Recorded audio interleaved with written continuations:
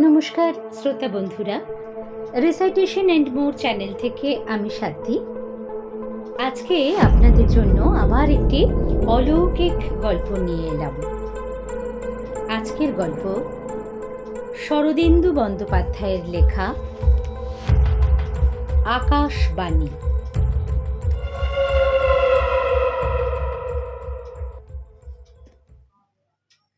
ক্লাবের বারান্দায় আমরা কয়েকজন নীরবে বসিয়া ধূমপান করিতেছিলাম। ফাল্গুন মাসের অপরূপ একটি গোধূলি যেন বাতাসে গোরোচনার স্নিগ্ধ শিকড়কণা ছড়াইতেছিল। এমন সন্ধ্যায় বড়দার মুখেও ভূতের গল্প বন্ধ হইয়া গিয়াছিল। সে গুনগুন করিয়া একটি প্রেমের গান ভাজিতেছিল, যৌবন নিকুঞ্জে গাহি পাখি। এমন সময় সুধাংশু আসিয়া দেখা দিল। সুধাংশু আমাদের বন্ধু হইলেও এতদিন ক্লাবের সভ্য ছিল না, সম্প্রতি হইয়াছে। সম্ভবত বড়দার সঙ্গে ভূতপ্রেত লইয়া তর্ক করিবার মতলব লইয়াই সে ক্লাবে ঢুকিয়াছে। প্রেতজনী সম্বন্ধে এত বড় নাস্তিক বড় একটা দেখা যায় না। বড়দার সঙ্গে চোখাচোখি হইলেই তাহার মুখ লড়াই মেড়ার মতো জুজুৎসু ভাব ধারণ করিত। তারপর দুজনের মধ্যে যে তর্ক আরম্ভ হইত, তাহার তুলনা খুঁজিতে হইলে রামায়ণ মহাভারতের শরণাপন্ন হইতে হয়। কিন্তু আজ লক্ষ্য করিলাম সুধাংশুর সে তেজ নাই, মুখখানা কেমন যেন ফ্যাকাশে, মনের মধ্যে সে যেন বড় রকম ধাক্কা খাইয়াছে। অমূল্য জিজ্ঞাসা করিল, হে সুধাংশু, কেন পাংশু বদন তোমার? সুধাংশু উত্তর দিল না, সোজা বড়দার সম্মুখে গিয়া দাঁড়াইল। তদ্গতভাবে কিছুক্ষণ তাহার মুখের পানে তাকাইয়া থাকিয়া গাঢ় স্বরে কহিল, ভাই বড়দা, পায়ের ধুলো দাও। বলিয়া তাহার পায়ে হাত ঠেকাইয়া মাথায় স্পর্শ করিল। আমরা সকলে হাঁ করিয়া রহিলাম। এমন কাণ্ড জীবনে দেখি নাই। বড়দাও ভেবাচাকা খাইয়া গিয়াছিল। সুধাংশুর হাত ধরিয়া পাশে চেয়ারে বসাইতেই সে বলিয়া উঠিল, তোমার কাছে ক্ষমা চাইছি। কালকের ঘটনার পর আর আমার প্রেতজনিতে অবিশ্বাস নেই। অতঃপর কালকের ঘটনা শুনিবার জন্য আমরা তাহাকে ঘিরিয়া বসিলাম। কিছুক্ষণ উন্মনাভাবে আকাশের পানে তাকাইয়া থাকিয়া সুধাংশু আরম্ভ করিল, মাসখানেক হলো আমাদের পাড়ায় একটি নতুন বাঙালি ভদ্রলোক এসেছেন, প্রিয়তোষবাবু। ওই যে বাড়িখানা আগে মাইনর স্কুল ছিল, সেই বাড়ি ভাড়া নিয়ে আছেন। বাড়ির চারধারে পাঁচিল ঘেরা ফাঁকা জমি, হলদে রঙের বাড়িখানা দেখেছ বোধ হয়। প্রথম দিনই প্রিয়তোষবাবুর সঙ্গে আলাপ হয়েছিল। পাড়ায় নতুন বাঙালি এসেছেন, তাই সাদর সম্ভাষণ করবার জন্য নিজে উপযাচক হয়ে তার কাছে গিয়েছিলুম। বছর 45 বয়সের একটি শৌখিন গোছের ভদ্রলোক। প্রথম দিন এসেই মিস্ত্রি ডাকিয়ে বাড়ির মাথার ওপর রেডিওর এরিয়েল বসাচ্ছিলেন। আমার সঙ্গে মামুলি 2-4টে কথা হলো। কাজকর্ম কিছু করেন না, পয়সা আছে, পুত্রকলত্রও কেউ নেই। বছর 10 আগে পত্নী বিয়োগ হয়েছে। তারপর থেকে খেয়াল মতো এখানে ওখানে ঘুরে বেড়ান। এর আগে বছর 1.5 গয়ায় ছিলেন, সেখানে আর মন টিকলো না, তাই চলে এসেছেন। ভদ্রলোক একলা থাকেন, অথচ এত বড় বাড়ি নিয়ে কি করবেন এই ভেবে তখন একটু আশ্চর্য মনে হয়েছিল। কিন্তু প্রথম আলাপেই তো ও কথা জিজ্ঞাসা করা যায় না। তিনি যেসব আসবাবপত্র সঙ্গে এনেছিলেন তাও বেশ দামি আর শৌখিন। দেখলুম লোকটি বিপত্নিক এবং বয়স্থ হলে কি হয়, প্রাণটা বেশ তাজা রেখেছেন। তারপর আরও 2 তাঁর বাড়িতে গিয়েছিলুম। তার চরিত্রে 2-1টি ছোটোখাটো অসঙ্গতি চোখে পড়েছিল। তিনি শৌখিন লোক, কিন্তু সপাক আহার করেন। একটিমাত্র শুকো চাকর রেখেছেন, সে দিনের বেলায় কাজকর্ম সেরে বাড়ি চলে যায়। তার বাড়িতে মেয়ে মানুষের পাঠ নেই, অথচ বসবার ঘরটি ছবির মতো সাজিয়ে রেখেছেন। পুরুষ মানুষ যে এত গোছালো হতে পারে তা চোখে না দেখলে বিশ্বাস হয় না। আরও লক্ষ্য করলুম লোকটি যে পরিমাণে অমায়িক, সে পরিমাণে মিশুক নয়। কথা ভারী মিষ্টি, কিন্তু কম কথা বলেন। কথা বলতে বলতে বা শুনতে শুনতে অন্যমনস্ক হয়ে পড়েন। তাছাড়া আমি 3 বার তাঁর বাড়িতে গেলুম, তিনি একবারও তার পাল্টা দিলেন না। একটু বিরক্তি বোধ হলো। সন্দেহ হলো তিনি হয়তো মনে করেন তাকে বড়লোক মনে করে আমি তার মোসাহেবি করবার চেষ্টা করছি। যাওয়া বন্ধ করে দিলুম। তারপর পথে ঘাটে মাঝে মাঝে দেখা হতো, এই পর্যন্ত। এইভাবে হপ্তা তিনে কেটে গেল। প্রিয়তোষবাবু সম্বন্ধে মনটা যখন প্রায় নির্লিপ্ত হয়ে এসেছে, এমন সময় তাঁর নামে কয়েকটা কথা কানে এলো। এসব খবর মেয়েদের কানেই আগে পৌঁছয়। আমার স্ত্রী খবরটা দিলেন। প্রিয়তোষবাবু নাকি সুবিধের লোক নন। রাত্রি 10টার পর তাঁর বাড়িতে মেয়ে মানুষের গলার আওয়াজ শোনা যায়, পাড়ায় কেউ কেউ শুনেছে। এমন কিছু অসম্ভব কথা নয়। মনটা খুঁতখুত করতে লাগলো। প্রিয়তোষবাবুকে যেটুকু দেখেছিলুম তাতে তাকে লম্পট দুশ্চরিত্র বলে মনে হয়নি। তবু কিছুই বলা যায় না। যাদের সারা জীবন ধরে দেখেছি তাদেরই চিনতে পারলুম না, আর প্রিয়তোষবাবুর চরিত্র এক নজরে চিনে নেব এত অহংকার আমার নেই। তাছাড়া সত্যি হোক আর মিথ্যে হোক এ বিষয়ে করবার কিছু নেই। করবার মধ্যে বৈঠকখানায় বসে মুখরোচক জল্পনা করতে পারি, অন্তত তখন তাই মনে হয়েছিল। কাল সকালবেলা পাড়ার ছোকরা দলের চাই ভূত আমার সঙ্গে দেখা করতে এলো। ভূত ডাকাবুকো ছেলে, মনের মধ্যে মারপ্যাঁচ নেই, মেজাজ কড়া। সে এসে প্রিয়তোষবাবুর কথা তুললে, শুনেছেন বোধহয়। দেখলুম ভূতর মন এখনও আমাদের মতো নির্লিপ্ত জল্পনাপ্রবণ হয়ে ওঠেনি। কুণ্ঠিতভাবে স্বীকার করতে হলো, কিছু কিছু শুনেছি বই কি। ভূত টেবিলের ওপর কিল মেরে বললে, এরকম লোক পাড়ায় রাখা যেতে পারে না। ছেলেরা বলেছে একদিন ধরে দুঘা দেওয়া যাক, তাহলেই পালাবে। ভূত আর তার দল বয়সে আমার চেয়ে অনেক ছোট, কিন্তু মনে মনে তাদের বাহুবলকে সম্ভ্রম করি। তবু ক্ষীণ আপত্তি করে বললুম, শুধু কানাঘুষোর ওপর এতটা বাড়াবাড়ি করা কি ঠিক হবে? বরং কথাটা সত্যি কি না ভালোভাবে যাচাই করে যা হয় করা উচিত। ভূত বলে, বেশ তো, আপনি যাচাই করুন। অতঃপর ভূতর সঙ্গে পরামর্শ করে ঠিক হলো রাত্রে গিয়ে প্রিয়তোষবাবুর বাড়িতে আড়ি পাতা। কাজটা মোটেই রুচিকর মনে হলো না, কিন্তু একটা লোকে উত্তম মধ্যম দেবার আগে তার অপরাধ সম্বন্ধে নিঃসংশয় হওয়া ভালো। রাত্রি 10:30টার পর খাওয়া দাওয়া সেরে রবার সোলের জুতো পায়ে দিয়ে বেরুলুম। স্ত্রীকে বলে গেলুম, ফিরতে হয়তো দেরি হবে, ঘুমিও না। দিল্লি থেকে ফিল্মি গান দিচ্ছে রেডিওতে, তাই শোনো। প্রিয়তোষবাবুর ফটকের সামনে ভূতর সঙ্গে দেখা হলো। ভূতটা এমন গোয়ার, জুতো পরে এসেছে যার আওয়াজ 1.5 মাইল দূর থেকে শোনা যায়। তাকে বললুম, ও জুতো পরে তোমার ভেতরে যাওয়া চলবে না, শিকার ভড়কে যাবে। সে বলে, বেশ। আমি বাইরে পাহারায় রইলুম।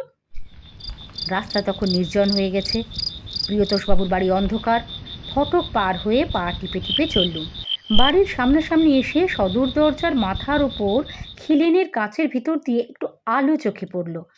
ঘরের দরজা জানলা সবই বন্ধ, কিন্তু ভেতর থেকে একটা অস্পষ্ট গুঞ্জন আসছে, যেন কারা খাটো গলায় কথা কইছে। আমার বুকের ভেতর একেবারে দূর দূর করে উঠল। কারণ পরের বাড়িতে গিয়ে চোরের মতো আড়ি পাতার অভ্যেস তো কোনো কালেই নেই। যদি ধরা পড়ি তাহলে কি বলবো, তার একটা খসড়া মনে মনে মক্স করে রেখেছিল, কিন্তু স্নায়ুর কম্পন তাতে থামলো না। যা হোক, অপ্রীতিকর কর্তব্য যখন করতেই হবে তখন দ্বিধা করে লাভ নেই। বাড়ির সামনে একফালি খোলা বারান্দা, তারপরে বৈঠকখানা ঘর। যতদূর সম্ভব নিঃশব্দে বৈঠকখানার বন্ধ দরজার সামনে গিয়ে দাঁড়ালো। একটু একটু হাওয়া দিচ্ছিল, ফাল্গুন রাতের হাওয়া, ঠান্ডা আর মোলায়েম। এমন কিছু বুড়ো হইনি। মনে হলো এমন রাত্রে কোনো প্রণয়ীর ঘরে গুপ্তচর বৃত্তি করা একটা অপরাধ, তা হোক না সে অবৈধ প্রণয়। কিন্তু সে যাক, ওটা মনের ক্ষণিক দুর্বলতা মাত্র। ঘরের মধ্যে দুজন লোক কথা কইছে, বেশ সহজ গলাতেই কথা কইছে। একজনের গলা চিনতে কষ্ট হলো না, নিঃসংশয়ে প্রিয়তোষবাবুর গলা। অন্য গলাটি, হ্যাঁ, স্ত্রীলোকেরই বটে। মিষ্টি ভরা গলা, কিন্তু ঠিক যেন স্বাভাবিক নয়। এসরাজের তারের আওয়াজের মতো তাতে একটা ধাতব ঝংকার আছে। কান পেতে শুনতে লাগলুম। গলার আওয়াজ বেশ স্পষ্ট শোনা যাচ্ছে, কিন্তু কথাগুলো ঠিক ধরতে পারছি না। একবার মনে হলো প্রিয়তোষবাবু কবিতা আবৃত্তি করছেন। তুমি সকল সোহাগ শোয়েছিলে সখী। তারপর কিছুক্ষণ কথাবার্তা অস্পষ্ট হয়ে গেল। দড়ির কাছে কান নিয়ে গিয়ে শোনবার চেষ্টা করলুম। কথাবার্তার সুর বদলে গেছে, মান অভিমানের পালা চলছে। মনে হলো যেন মেয়েলি গলা বলছে, যাও, তোমার সঙ্গে আর কথা কইব না, আর আসবও না। কেন তুমি? আমার মনের মধ্যে শুধু বিস্ময়ই নয়, আতঙ্কও জমা হয়ে উঠছিল। কারণ মেয়েলি গলাটি কেবল বাঙালি মেয়ের গলাই নয়, শিক্ষিত মার্জিত বাঙালি মহিলার গলা। মনে মনে ঘেমে উঠছিলুম আর ভাবছিলুম কে হতে পারে। হঠাৎ ঘরের মধ্যে সব আওয়াজ বন্ধ হয়ে গেল। প্রায় 10 সেকেন্ড আর কোনো শব্দ নেই। তারপর একটা সুমিষ্ট ব্যঙ্গ হাসি উচ্ছ্বসিত হয়ে উঠল।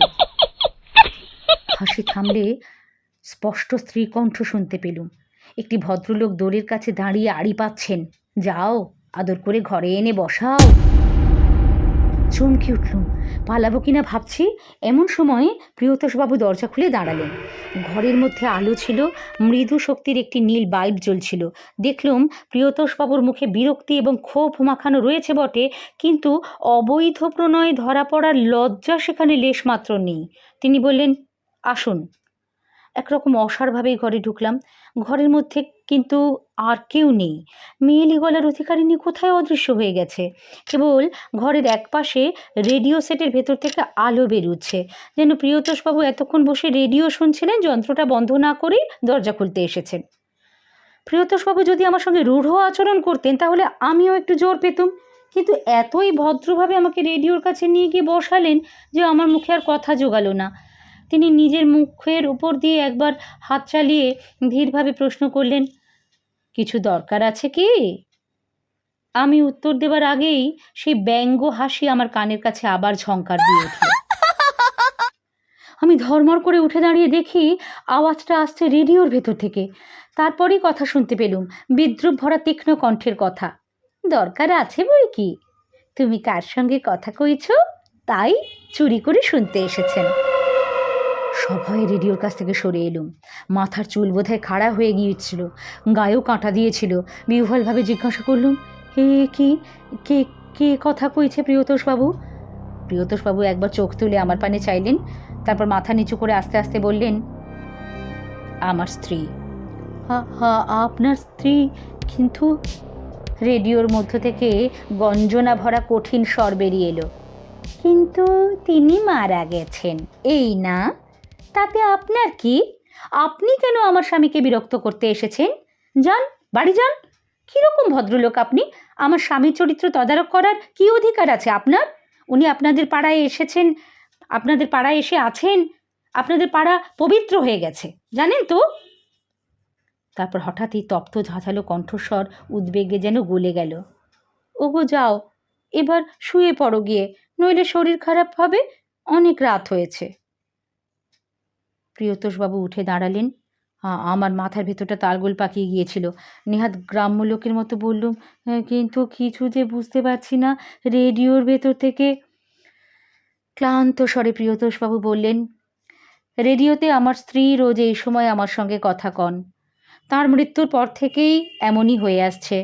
আমার জীবনের এই একমাত্র সম্বল। উনিই সংসার চালান, উনিই সব কিছু করেন, আমি শুধু ওর কথা মতো কাজ করে যাই। বিস্ময়ের ঘোরে মনটা তখনও অর্ধমূর্ছিত হয়েছিল। বললুম, কিন্তু এ কী করে সম্ভব হয়? রেডিও থেকে অধীর উত্তর এলো, আপনি সে বুঝবেন না, বোঝার বৃথা চেষ্টাও করবেন না। তার চেয়ে বাড়ি যান, আপনার স্ত্রীর বুকের ব্যামো আছে না? ভালো চান তো শিগগির বাড়ি যান, নইলে হয়তো আর দেখতে পাবেন না। শেষের দিকে কথাগুলো ভয়ঙ্কর গম্ভীর হয়ে উঠল। সেই যে সাধু ভাষায় যাকে বলে বেত্রাহত কুকুর, ঠিক সেইভাবে প্রিয়তোষবাবুর বাড়ি থেকে বেরিয়ে নিজের বাড়ির মুখে দৌড়তে আরম্ভ করলুম। পথে ভূত বোধহয় সঙ্গ নিয়েছিল, কিন্তু সেটা জাগ্রত চেতনার কথা নয়, আবছায়া একটা অনুভূতি মাত্র। বাড়ি পৌঁছে দেখি বসবার ঘরে রেডিওটা খোলা রয়েছে, কিন্তু তার ভেতর থেকে কোনো আওয়াজ বেরুচ্ছে না। আর মেঝের ওপর মাদুর পেতে স্ত্রী পড়ে আছেন, তাঁর দু চোখ বন্ধ, একটা হাত এমন অস্বাভাবিকভাবে ছড়ানো রয়েছে যে মনে হয়, মনির অবস্থা বুঝতেই পারছো, প্রায় তার ঘাড়ের উপর আছড়ে পড়লুম। তিনি ধর্মর করে উঠে বসে বললেন, হ্যাঁ এলে? ও, আমার একটু তন্দ্রা এসে গিয়েছিল। রেডিওর মধ্য থেকে তরল কৌতুকের হাসি এসরাজের ধাতব মূর্ছনার মতো বেরিয়ে এলো। তারপর সেই গলার আওয়াজ, কেমন জব্দ? আর যাবেন পরের হাঁড়িতে কাঠি দিতে? স্বামী স্ত্রীর কথা চুরি করে শুনতে গিয়েছিলেন, তাই একটু ভয় দেখালুম। আর কখনো এমন কাজ করবেন না।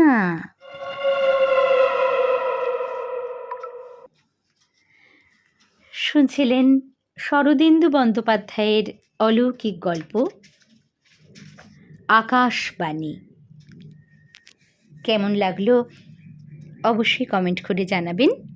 ভালো লাগলে লাইক ও শেয়ার করবেন, এবং এরকম আরও অন্য নানান স্বাদের গল্প শুনতে আমার চ্যানেলটি সাবস্ক্রাইব করতে ভুলবেন না।